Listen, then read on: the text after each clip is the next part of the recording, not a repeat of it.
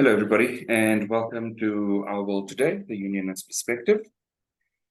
Today, we're looking at a couple of interesting topics that have come up over the last week or so. And one of the things that stands out is two of the things is around a lot of research that has been done in terms of the impact of the various relationship decisions or not making those relationship decisions, as well as the impact of loneliness, and that it's now being considered to be quite a noteworthy and therefore work-worthy topic and piece of work for various governments. And something that I found quite interesting was the UK appointing a minister of loneliness. And I was like, what is that? And so, yeah, I want to open it up to the team because I found it quite interesting that it's gotten to the point where parliaments are actually now making these very strategic decisions around addressing what they believe is a pandemic. Yes, a minister of loneliness. I wanted to go down the list of our topics for today. We will start off with the research on why unmarried women without children are so much more happier. We'll look into the health reasons of why loneliness can be so dangerous. And we've seen some research on recently 40-year-olds have reached a new high on being single and unmarried. And if we have time, we're going to speak about the Michigan shooting judgment by Judge Roe of his life sentencing and how we feel about that.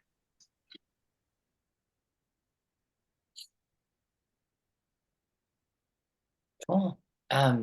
And so, but do you guys do want to continue with the loneliness topic, or do you guys want to go into? Okay. What are you feeling, Sage? Oh, I don't know. I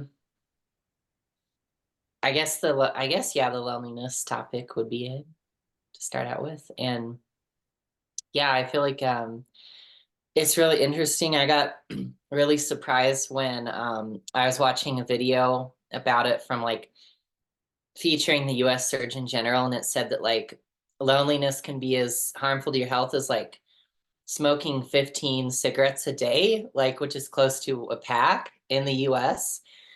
And I was like, that's crazy, but it kind of, I haven't looked into the research about it and like how that's quantified and everything like that. But I mean, it's not a secret that like having mental health issues definitely, an emotional issue, health issue definitely correlates to having like physical health issues and everything.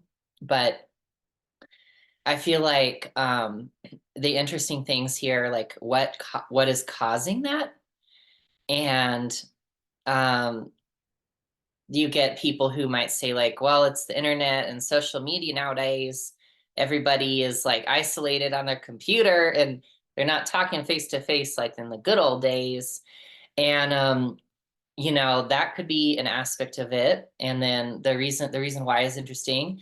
And also what can really be done about it is interesting. And so I saw an interesting video right before this where someone was talking about this and saying like what social media in a way and lots of like web browsing or whatever, although that's kind of an archaic term nowadays, can lead to more isolation because it's more like the high arousal emotions that get triggered in people from social media and from like online content can cause people to want to like regulate their nervous system by isolating themselves more. So that could be something like, for example, if you engage in a lot of content that provokes like fear or anger or envy or whatever, or some other emotion that like kind of gets you ramped up, then you kind of want to switch to like more lower arousal emotions, which is probably going to lead you to like do something alone versus like with other people. So that could be a factor of it too, is like people trying to regulate their emotions with like alone time and stuff like that. And another thing I found interesting that that person was saying in the video I watched was how people can feel lonely regardless of if they have people around them, because they don't actually feel connected to the people around them. And what this guy was saying was, which is like really in line with unionism, was like if people feel disconnected from themselves, they're going to have a hard time connecting with others, even if they're around others. So their negative affect of loneliness is still gonna persist.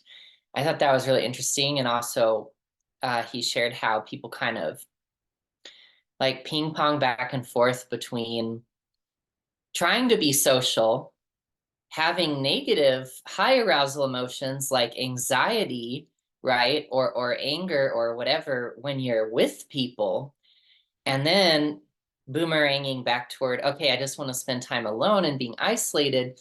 But then people's sadness builds up if they're not properly loving and caring for themselves. And so they're like, let's go socialize more. And then there goes the anxiety, and we're back to isolation. And so I thought that was interesting because it kind of brought some nuance to it, because it sounded like in the other content I was watching, they were basically saying like, hey, people are lonely and isolated nowadays. Everybody make an effort to get out there and meet some people in person. And that video I saw was saying it's a little bit more nuanced than that. And that practicing solitude is what this guy said, like intentionally doing something for yourself, like by yourself, actually helps you have a better time socializing and connecting with people anyway, because you're connecting with yourself instead of like being alone, but kind of like avoiding yourself, numbing out, doing just whatever. So I thought that was interesting. But yeah, how do you guys feel about all of that? Do you feel like social media is like the cause of all this loneliness, or what do you guys feel about this loneliness pandemic? I think you painted a beautiful picture of understanding this. And what I immediately think of, aside from social media, this new way of living of our culture being in America being like extreme individualism kind of give way to the solution of being in social media, the internet, because of us like growing in that culture of individualism. We don't really have any like cultural background of anything else. So then we kind of find ways to cope with that. And like coming from a background that was like extremely like collectivism, communityism, to extremely individualism, I can see this both the swings and see where like the imbalance comes from. Like coming from a society where like the family and the family all has to stay together, you end up leaking your energy because you live for other people and you live for what other people want you to become and how they want you to live. And then to the extreme individualism, you're not really finding that connection or that guidance or that I would say like the likeliness or like the your own collective, your own community. So it's hard for you to get to know yourself and get to know like where your roots are and what you get to choose and what you don't get to choose. So that's where I've been seeing like this new solution come with social media, with dating and this and that because of coping with this. And there's good and bad in both. And I like that having to experience both, you get to balance yourself and you get to choose from that and really become your own best friend. And that's really what you were talking about. Like when you choose to do something individually, like you're like, no, I want to spend time with myself and do this. And then you get to socialize it, it feels even better. Because when you're choosing to do that, you get to recognize your consciousness. You get to recognize that there is an ability to create a relationship with yourself and a friendship, like a best friendship with yourself. And then you're more easily not prone to anxiety, prone to self-rejection, and like how that relates, and not having to go back into that isolation because you're experiencing that. So yeah, that's how I feel about that. Yeah, but yeah, I wonder, I feel like you both have like very great points, and I agree with them. I wonder if we actually have a society that is fit to teach people how to consciously and healthily have these habits. Because I can say like I have the same experiences as you when I am forced to be into a collective of people, family or friends, because it's my culture. Um, I don't necessarily feel great because I feel like I numb out from my feelings or I have anxiety and I need to spend time alone.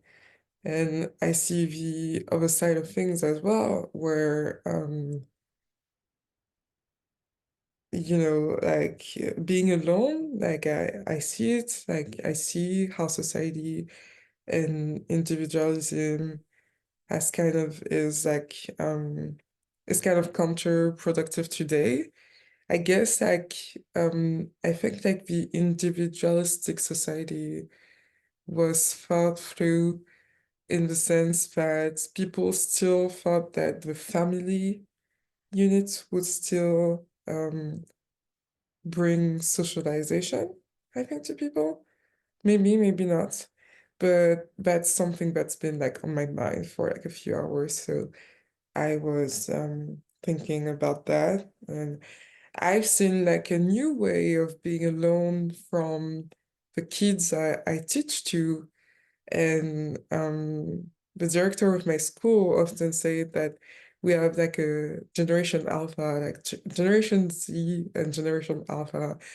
Um, and they they don't go outside, they don't socialize. When you ask them like what are your passions, they say like nothing or I don't know. And I think it's pretty like striking to be like a 13-year-old and not know what you like or what you don't like.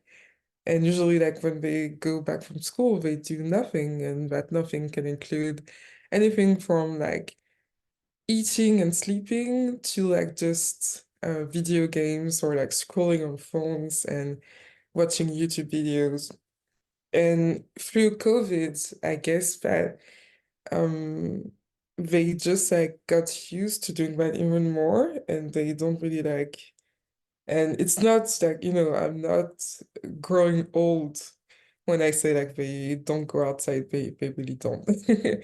um Sorry to any students that may fall into that piece of information somewhere in the future, but yeah, that's the truth. It's, I think it's a generational thing about like, um, sometimes it's almost like a culture of nothingness, and I think it's very like unhelpful because you do see health issues in them that you wouldn't see in people that move more. And I'm not a scientist in any way, so that's just my observation as not as their primary caregiver, but as someone that spends like most of their days in contact with them and have heard teachers from all around the world saying the same things. So there is something about aloneness there that comes from social media. I have to agree, but I don't think it's that it's all from social media, because my use of social media, for example, is very different from theirs. And I've built like a community of friends, and communicate with my family and have great experiences through social media. So it's definitely very different from people who use them for with a cause of accrued loneliness afterwards. So yeah, it's I think it's a bit of everything. I would say, I guess, yeah, I think like I would go back to my point of like probably society is not equipped, didn't foresee how we would use our alone time and our individualism, and is not really equipped to like having healthy individualism. I know like when I was little as well, I used to watch like a scientific emission show on TV, and it said that laughing with friends for like 30 minutes could be the equivalent of like doing sports, like actually like doing sports and like running. And I guess that also helps with health a whole lot, because it does help like move the body and the nervous systems in ways that we don't even like quite understand yet. And I would say to all of that, probably like the way how I went into this work, for example, I think it was a solution for that dichotomy between the unhealthy collectivism that Nadia was mentioning and the individualism that leads to loneliness. Because in that work, I do find ways to have healthy solitude time. So I choose to have solitude, and in that solitude, I enjoy like doing things for myself. It's not like a forced loneliness. And I think you take back your power a lot more in that. And yeah, I do think like a lot of people, it took me so many years to understand like just a little bit of that, and I'm still learning. So I do feel like a lot of people are not equipped, and with reason, to the ways that we socialize or not today. So that's my point. But yeah, I'm curious to know like if you have any like feedback on that, or you have your own observations. So I kind of want to take a full theoretical step back, because I think we mustn't throw out the baby with the bathwater. So we know that humans are tribal in their nature. It's literally encoded into our DNA from eons ago. And so we have to remember that from a theoretical point of view, there are those needs that are chunked into the basic, the psychological, and then the self-fulfillment, self-actualization stuff. So there's always going to be those basic needs around safety and security and food and air and all of those other things. But then there's that psychological stuff around belongingness and togetherness and forming an identity to an extent, because of the groups you belong to and those kind of things, which, while it shouldn't determine your personality solely, it absolutely does. And so if you take all of those things into account and you compare it to what we're teaching from a unionist perspective, we're teaching people to almost, we're teaching them to self-fulfill, which is the self-actualization component of it. So the more you self-fulfill, the less you need to draw from outside of you. And so there's a lot, and you can literally comparatively look at unionism as a theory of self-actualization. And then you have all these other basic needs theories, or something that you would have all been exposed to in terms of Maslow's hierarchy of needs. And if you overlay all of those things, you just start to see that our argument around balance, and the argument that both of you, Nadia, in fact, all three of you have kind of spoken in that direction, is this argument of balance. And the balance is the fact that as you start to form that internal identity, you still need the connection. And so COVID literally broke connections. As much as we'd like to believe that we're past that cycle, we've always said that it will have implications. It will have implications for potentially maladjusted children. It will have implications for maladjusted adults, because they learned to engage in a certain way prior to COVID.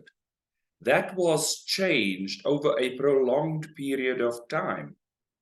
And now they are engaging in a very different way, and it's causing the mind to glitch.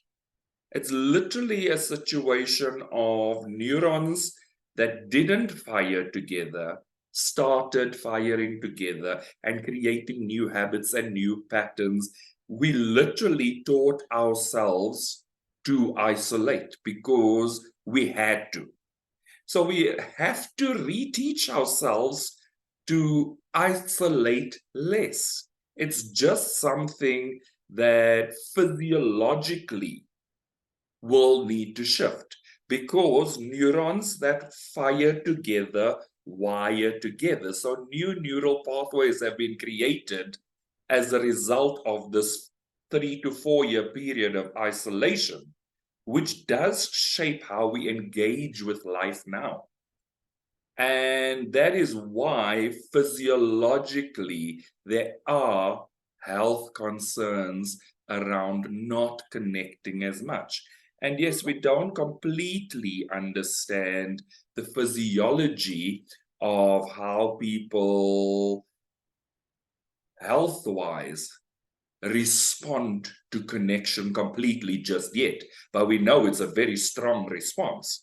And so it is important to understand that while the science is being proven and disproven and reproven, there's a very physiological reason that says connection is required. We have to remake those neural pathways for adults, for children, for everybody. Yeah, for sure.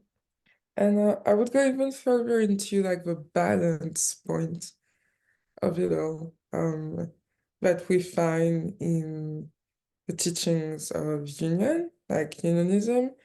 I would say that the self-actualization and the self-fulfillment that happens, it never truly happens alone. Like, first of all, like the basis of this work is to do it together.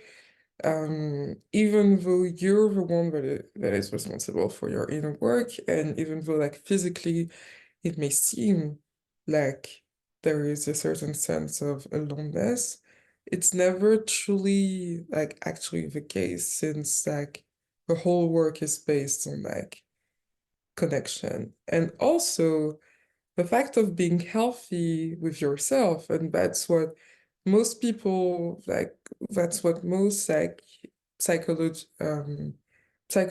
on relationships, on love and friendships would tell you, and most probably like a lot of coaches and everyone, and self-help coach, and basically a lot of people would tell you that the more you work on yourself, the more you are able to have a foundation of like healthy relationships and a desire for connection and community that is actually not codependent, but very healthy, and even can be even more profound and further than anything that you could have from seeking connections out of loneliness, because you are responding to your natural pattern of community without having the unhealthy pattern on top of it. And so I think that right now we're proving that by choosing solitude and healthy relationship with yourself, you are actually resetting your system into a sense of like humanity and tribality and community that is natural. And I think that's super important to note, because it's like we're like putting everything back in order with this. And so while looking at this in that sense and knowing that a lot of people actually know that through healthy relationship with self, we become better at community and connection, I think we are starting to uncover that loneliness is actually like the way we experience loneliness right now as a society is actually truly a pandemic of mental health first, but also like social impact and demographics and everything in between, because it's like a way of socializing and acting and behaving towards each other is like it's not wired to be in the right order right now. And so we actually need to do work, social work, mental health work, emotional work in order to put it into the appropriate order, it seems.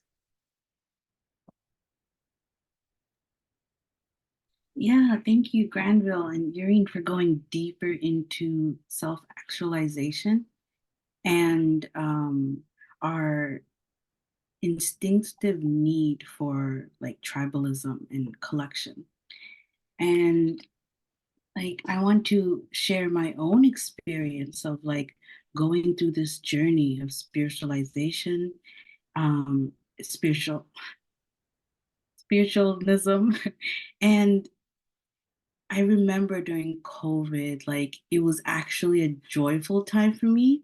I don't know if I was numbed out or not, but I was like, I don't need anyone. I don't want to be around anyone. I'm so glad everyone's in their house. I can go outside. And at that point, like I was in Florida, so no one was like wearing masks or anything, and no one was like even listening to the rules of like staying indoors and like isolating yourself and stuff. So when it was a little bit less crowded, I felt such relief because when you're like trying to awaken and like get more realization, you just feel a lot of energy around you. And I guess for introverts, it feels like a lot. So I just wanted to go on top of a mountain in a cabin and be by myself. But now that I'm learning more of that balance, that true connection through unionism, the more I feel happier connecting with people, regardless of the energies that I'm feeling, because I have this like peace, grounded peace within me and this conviction within me. So I'm glad you brought up self-actualization because that hits to the core of it of like, you know, not isolating within yourself and not dissociating within yourself. And I wanted to go a little bit deeper on the health aspects of it because it's true. When someone is lonely, research has shown that it is very poorly affected to your heart. I don't know the mechanics of it, but it's like the energy and the feeling that you signal to your brain, it goes to your heart, and you could feel that there is like a weakening of the muscles because of that.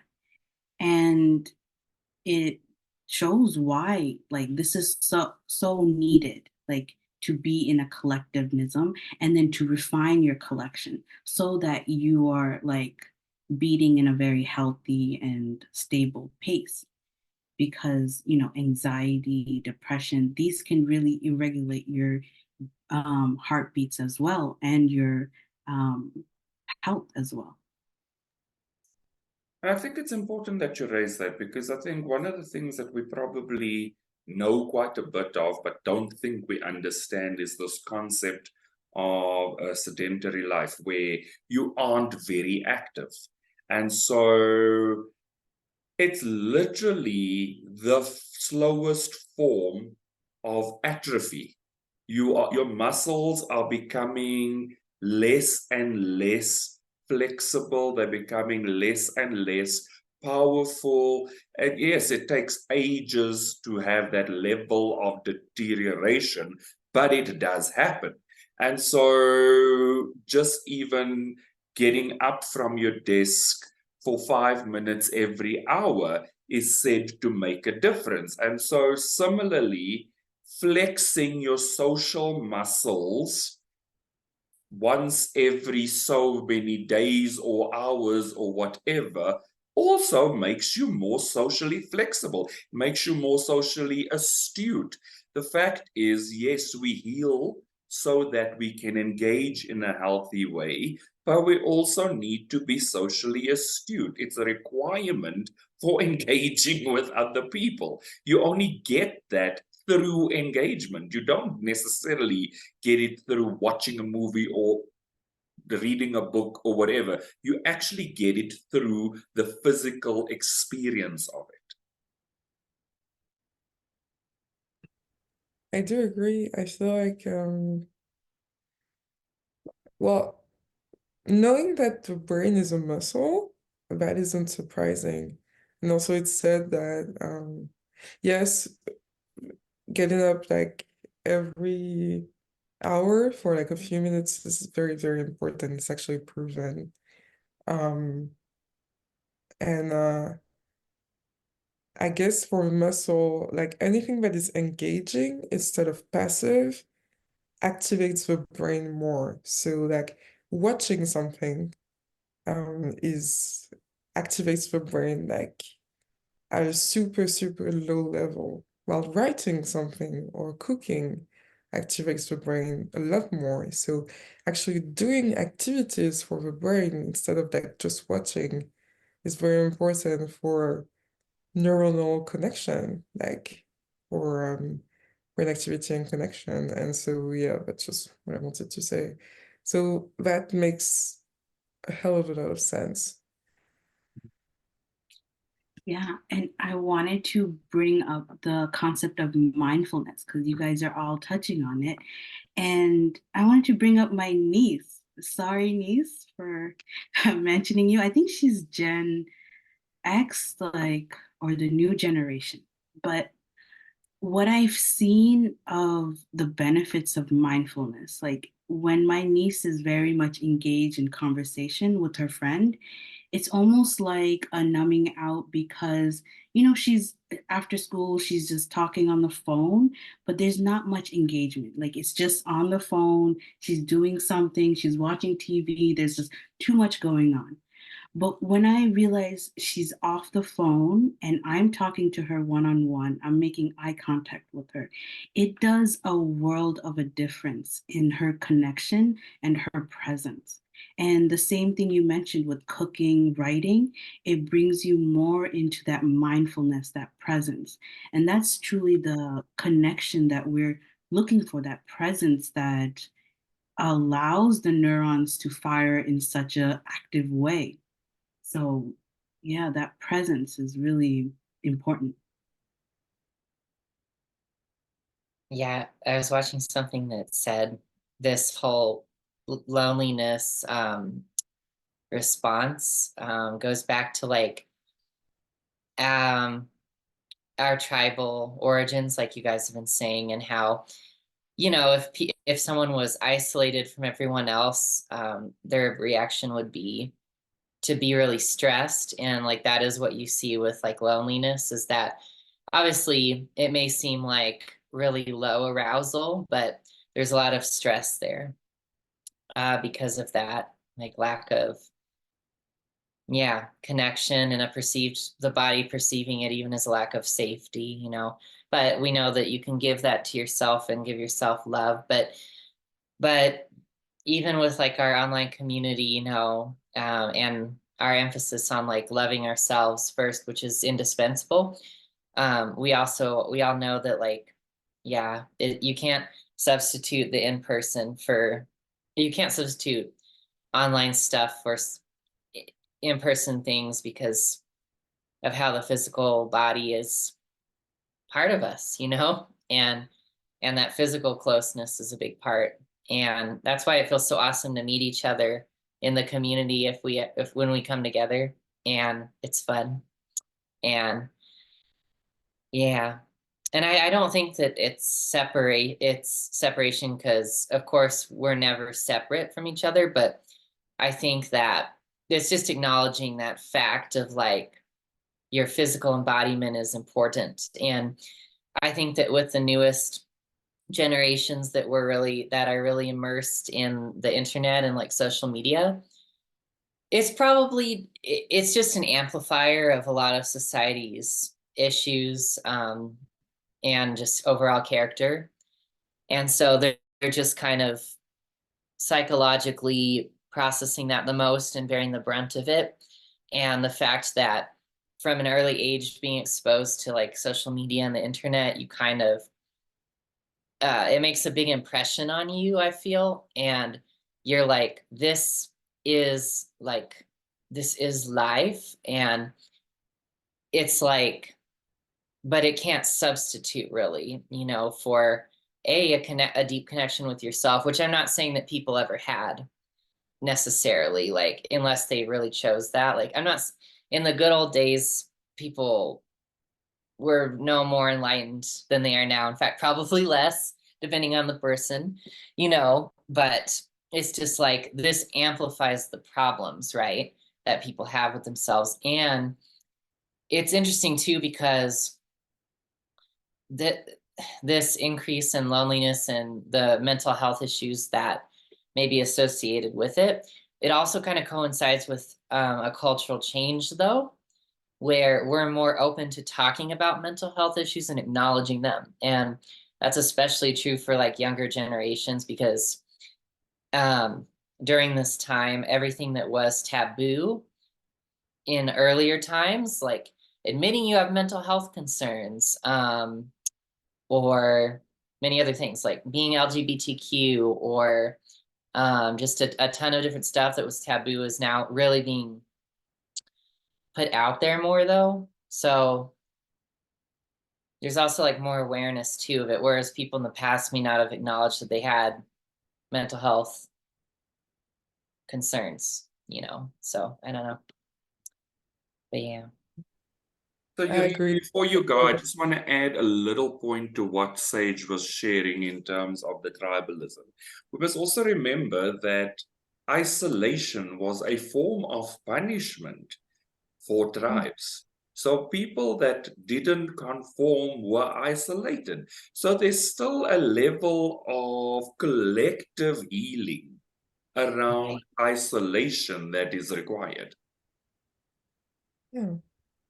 I got upset with what you said word for word, Sage. I think it's not the kids' fault, like basically, or the new generation's fault, that there's so much like use of social media in like not necessarily the good ways. I think it's just an amplifier of like our choice in terms of society. And I think everything that we've been experiencing this past few years is just a reminder and a reflection of maybe our choice of over individualism, and that is like coming back to really be reflected and mirrored to us in the way that like, hey, what are we actually choosing right now, you know? Because like, this reality is dense, so sometimes like we don't necessarily see the reflection of our choices in the same way that they're actually happening. And so there's a lot of like this like little crisis or big crisis sometimes in pandemics, health-wise or mental health-wise, that just, remind us of what is actually our humanity, and that is community as well. And I think for the kids, I do feel like with the iPad kids generations and like growing up with social media, not to blame anybody, but I do feel that they feel this is life. They feel they know everything because they have access to literally everything. But by really speaking with them, I think you can understand that algorithms are very much a thing and like very strongly a thing, and especially for young kids, it is pretty much even stronger for them. And so what they perceive as life is still a very small bubble of representation and concepts of life. Yeah. Otherwise, like they would have the same like general like general knowledge and culture as I have going on the internet to search for information, which they do not have. And sometimes they do not have in like really big and very strong ways. So yeah, I think like a lot of people may feel that in our new ways of connection that are virtual, there is a new solution to socializing. But it's actually like kind of like taking a walk in nature. I don't think like you can ever replace that. This is irreplaceable. Just like in-person socializing is irreplaceable as well. So yeah, that does make sense. And I do feel the need to like branch out to marriage and our two other topics are like basically how a generation of people is less married now than they were a few decades ago. And the fact that maybe there are people that are happier, maybe happier alone than in marriages, namely women in the United States, according to a little qualitative research asking people about their opinion on marriage. And I just want to say something quick about that. It feels like, in the sense that loneliness is like very much rampant and that they still experience mental health issues in these groups. I say that they're happier. And with the fact that I just saw a TikTok that was very telling of the situation that is happening, I do feel like maybe people are just happy because the secondary consequences of a bad marriage are not in their life. And what I mean by that is that we have another pandemic called like single married mothers, which entails that the woman, when she's outside, is the one that is taking care of the kids while the father is barely like lifting a finger or taking care of things at home. And we know that the mental charge of the woman in the house, if there is like an heterosexual couple, of course, is still a little bit heavier than that of the man. And it's changing a little bit. And I think it is in that sense that we're happier alone, most probably, than in the way that marriage was perceived and sometimes is still perceived for the past like 50 years. And I do think that maybe probably like the absence of marriage is like a cause of like the epidemic of divorce, growing, and B, the fact that people are more conscious that they don't want to marry just to marry. They want to marry to really like be in a relationship that is worth it and where they don't suffer. So it's both like a consequence of loneliness and as well a consequence of like, hey, I actually want to take care of my mental health better. And so if we go to the results and say like, yes, people are like more happy when they're not married. No, it's not actually that. It's more complicated than that. Just like everything in humanity, it's more complicated. So I think there is a need to not oversimplify the way we look at social things, demographics, politics, things like that. So yeah, I just wanted to say that. But how do you guys feel about like these two topics that are pretty, we could have a debate for hours about them, I feel. Yeah, I think you married those two topics together very well because it is a very complex thing to look at, and there's lot of layers as to why our trends are showing this. And I figured that like you guys would have a similar like idea of why this is happening right now. Us experiencing unionism, experiencing twin flame marriage and twin flame relationships, we can understand why some people have that awareness now that like I rather get married when I'm happy and fulfilled than not be married at all. And then the other side of that is like being so, and I quote in the article, being so fucking miserable because of whatever might be going on in their marriage. And it really, for me, it feels like this year, this history of codependency that we have in marriage and relationships is like definitely taking a toll on people. And the opposite is true when it comes to twin flame relationships. It is completely non codependent and it completely relies on God being your source. So when we have relationships that are codependent and that are so in the conditions of society, of women having to play a certain role and men having to play a certain role, we can definitely see why women are so much more happier when they're not married and when they don't have children, because they don't have to be in that conditional love. They can be with unconditional love. They can live with their heart instead of having to live what society and what their partner has been saying.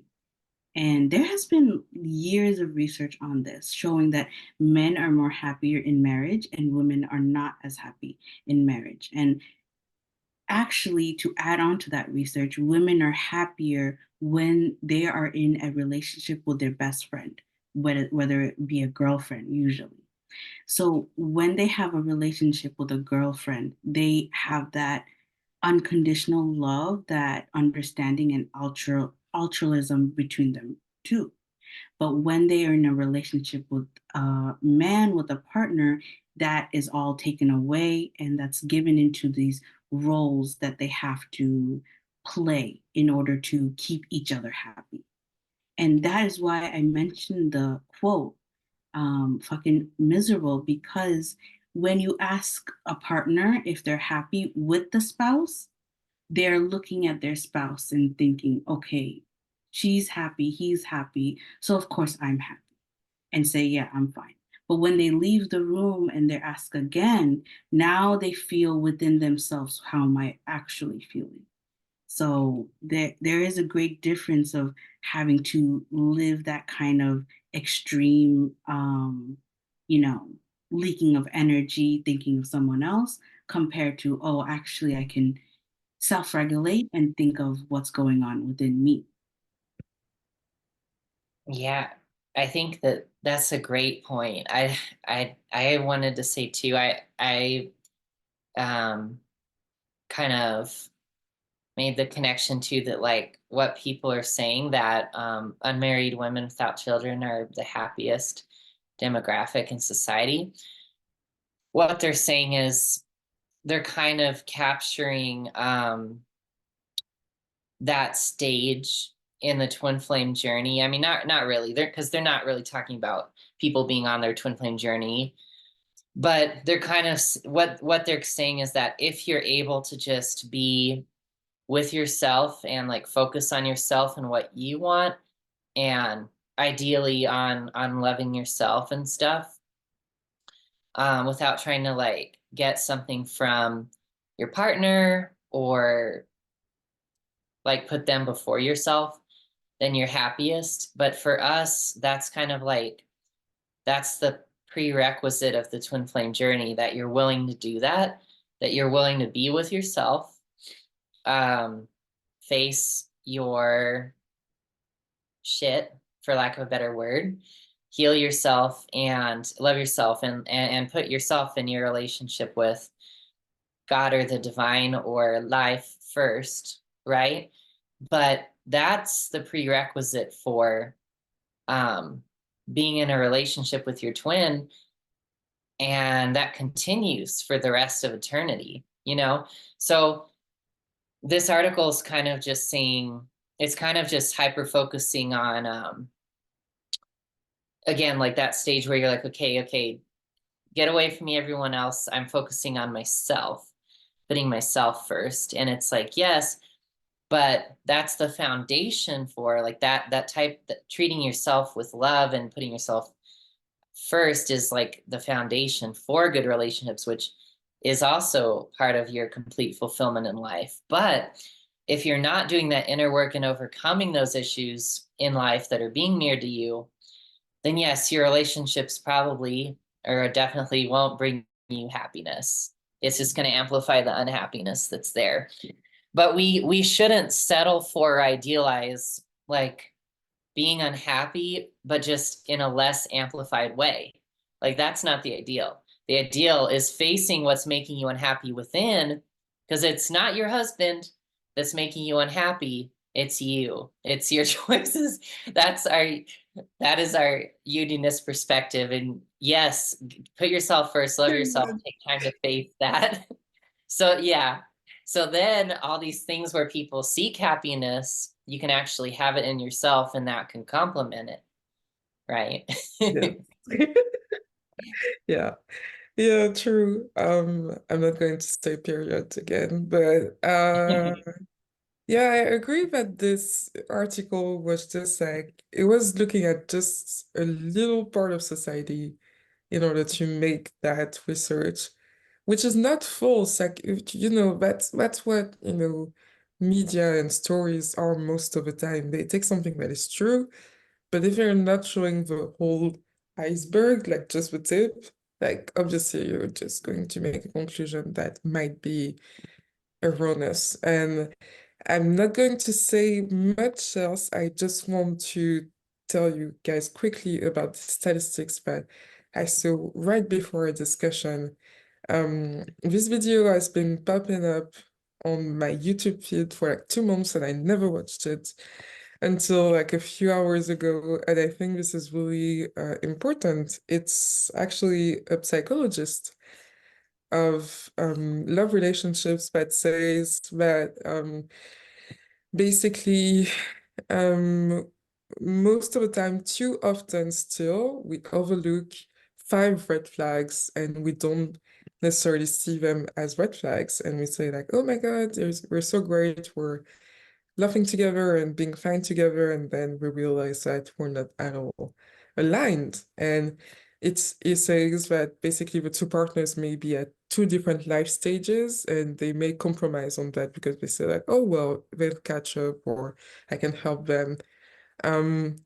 They keep shame inside, or like someone in the couple like shames the other silently. They have baggage and trauma. Whether they're willing or not willing to actually heal it doesn't matter. Baggage and trauma can be like a big sign that relationship may not work. And different values and goals and absence of communication rings a bell. Like it's pretty much like it's pretty logical, first of all. It's pretty much what we're doing in the twin flame journey. So I think it's just expressing how people really are more and more wanting to find their partner and just be like chill and have an easy life with their partner just because they align more with their partner, but they might not know how to identify their partners with the best things. And usually, like when you see people, even like from celebrities to people anonymous, people twin flame journey or not, most of the couples that are working at the moment, really actually working, is people like that have like real communication and that had really goals to have like you know, they wanted like to have the same values, they wanted to build something together, they wanted to be at that same stage of life with the same goals, So just that. And yeah, Isaiah, what did you want to say about it?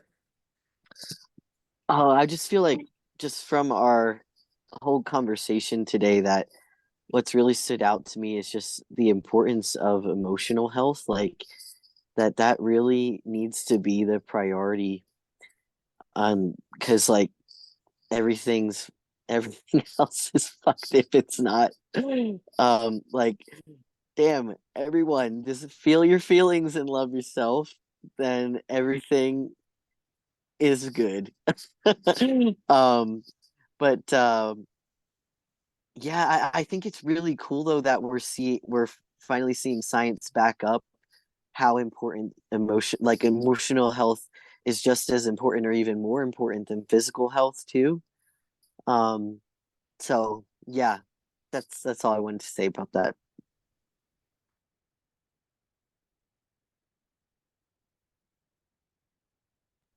Yeah, you're right. Yeah, it felt great to just have your advice on that. I feel like you're right on the money. Emotional stuff, like feeling your feelings, it's so simple in theory, but like we do need to re-educate ourselves on like how to actually do that. And you're right that it's as important as physical health, if not more, at this time. So I have the feeling I have about it is that it's so intricately connected that you can't separate the two, because your body stores all those emotional memories and triggers. So your emotional health literally becomes your physical health. So that numbing out feeling is literally everything is numb. Your mind is numb, your feelings are numb, your body is numb. It's so connected that you can't separate the two. So it's almost this one and the same thing around saying actually health. The bullet points below health can be mental, emotional, all of those other things. But it's like, it's like all of those things just compound and feed into that one thing that says health. And so, and you can see it. You can see it every single time you heal a significant, in fact, every time you heal an upset, you physiologically feel better. Your body shifts. So immediately you just know that there is no separating those two. It's like literally, it's core. It's literally probably the thing that runs under your skin kind of thing. Yeah, it does. It affects your body a lot. We just know that from experience and also intuitively. And there is more science about it too, but like that'll catch up eventually. But yeah. Yeah, like, and to bring this to people's awareness too of how the emotions and body are connected. I like several months back, maybe like 6 months back, I was having like lightheadedness and dizziness for no apparent reason. And recurrently, and is associated with anxiety. I had the MRI or whatever they do for the CAT scan. They brought the cat to scan me to see if there was any issue, and the cat said no. And everything was like fine with me physiologically, but there was some anxiety within me to be healed, like some blocks I was like having an issue with. And once I cleared those away, I haven't had that at all since. I just wanted to put that as like a concrete example of what we were just talking about, because it just came up. Yeah. Awesomeness. So yeah, we have reached our hour. So just very quickly, any concluding thoughts from anybody? Like you literally have 10 seconds. Yeah, I'm really glad you brought up that health is all inclusive and comprehensive. It actually ignites a newfound understanding of health, and let that be a very concrete and expansive knowledge for people. Awesomeness. Thank you, everybody. And thank you to everybody that's been following us. Thank you to Andia for sharing some of her thoughts with us as well. And to everybody else, please also feel free to like and subscribe to our Church of Union YouTube channel, where you'll find this content as well as all our previous content. And we look forward to seeing all of you next week. Thank you, everybody. Bye-bye. Bye.